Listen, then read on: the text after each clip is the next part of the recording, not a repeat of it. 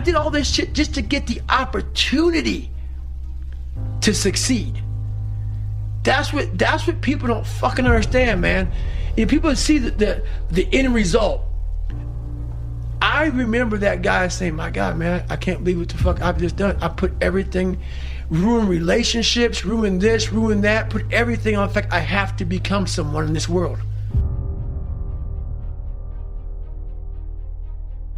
It comes from a disgusting place of not being fulfilled in your life, of afraid of dying, having never accomplished anything. That's a fear that some people run away from, that people don't want to face. When you have a real fear of dying and being just another person, that I live to pay the bills, I made $1,000 a month. It didn't make me feel good. I wanted to, the first time in my life, after 26 years, it was 24, 25, wherever I was, I wanted to feel good about myself.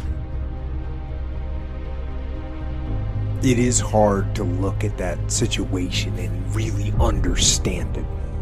And it's horrible to look back at it now and know that we didn't do anything about it. But what can we do with it? How can we apply this to everyday life? You gotta go down swinging. And I'll tell you this, if you fight with all you've got, more often than not, you won't go down at all. You win. But you gotta make that attitude part of your everyday life. The extra rep, the extra mile, the extra round, the right choices to make yourself stronger mentally and physically. Stand and fight. Fight against weakness and against fear. Fight back. Go down swinging. Give every day everything you've got.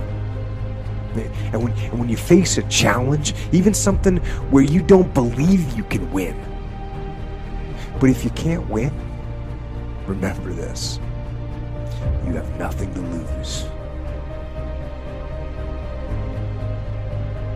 When your hands stop becoming really calloused, it's time to get back to work. That's where it starts.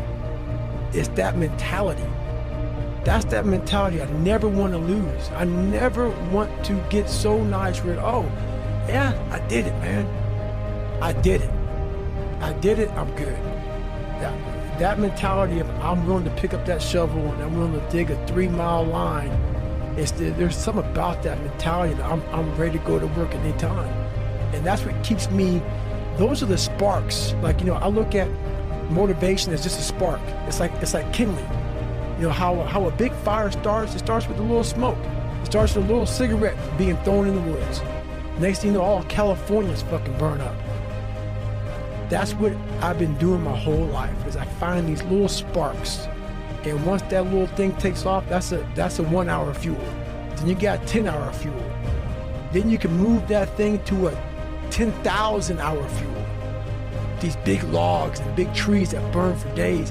And that's where you want to bring that motivation. That's where you want to bring that drive.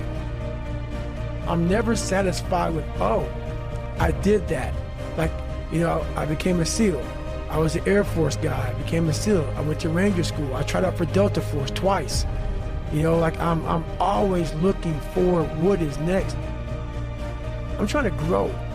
And a lot of times, you don't want to be the one person that's making yourself grow. I'm 43. I'm getting back in shape, I'm fucking getting these health issues taken care of that I had. And I started, once again, Google's amazing shit. Hardcore fucking jobs, pretty much, hard ass fucking, that's I found the first, like the first race, hardest races in the world. So basically I started finding this wildland firefight. Like, what the fuck is wildland firefight? Started Googling that, started Googling smoke jumpers. I'm like, what the fuck these guys do? What? They jump out of planes and attack small fires? Like, that's the shit. So I'm like, okay, we can put down a list. And okay, hot shots. What's the hot shot do? They go out with, big fires and they dig fire line. I'm like, fuck, what's dig fire line? And I saw a video of it. I'm like, that shit looks like it sucks. It's hot. you're out there on your own. You're out there digging a 3-mile fire line, literally a 3-mile fire line. You're cutting down these fucking huge ass trees to dig this fire line, and the fire line is like 20 to 18 inches for 3 miles. And you got like fucking 12 people digging this shit. And I'm out there thinking, man, this is some of the hardest fucking work I've done in my life.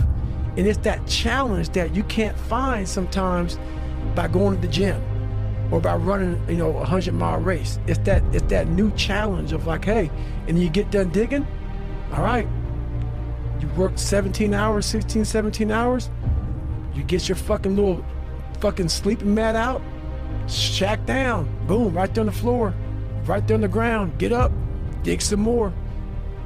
I used that through my whole life, man. Hey, this summer at 43, you went out there and you did that, man.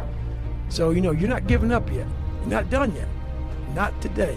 You're not done today. I saw myself 6 months, a year later, whatever it's going to take me to do it. I saw myself walking across that stage, getting that fucking certificate of graduation from Buds. And I was able to be there at 300 fucking pounds.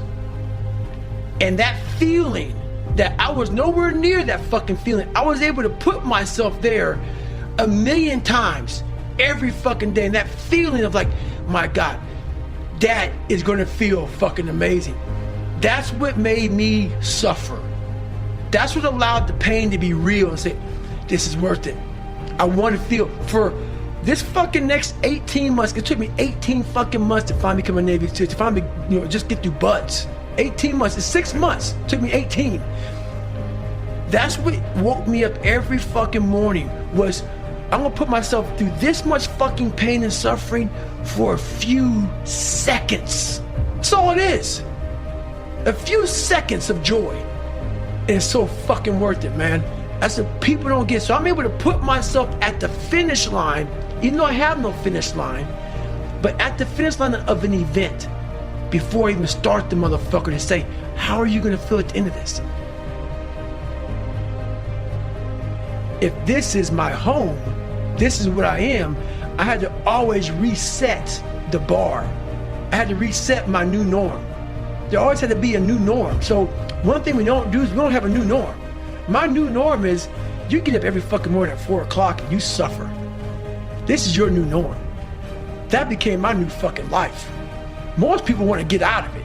I said, no, motherfucker, this is your new life. This is who you are. Your new norm is you wake up and you suffer. What has helped me has been me alone, getting my shit together and being accountable for who I'm not and who I want to be. It's the only thing that's helped me. If I put my 100% into what's in front of me, I will destroy it. I didn't go deep into the dungeon of my soul to say, okay, what is making you a quitter? What is making you a weak man? What is making you afraid?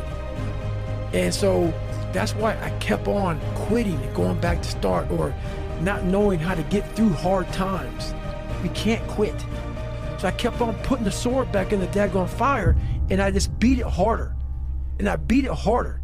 Before I knew it, I started realizing, all right, man, the brain is starting to get hard. The brain is starting to get hard. I'm no longer a theorist. I'm now a practitioner. I put it in hell. I dissected it while it's in hell, because you can't dissect anything in a normal environment. You can't dissect anything in 72-degree weather. You must put it in the fucking freezer and freeze the fuck out of it.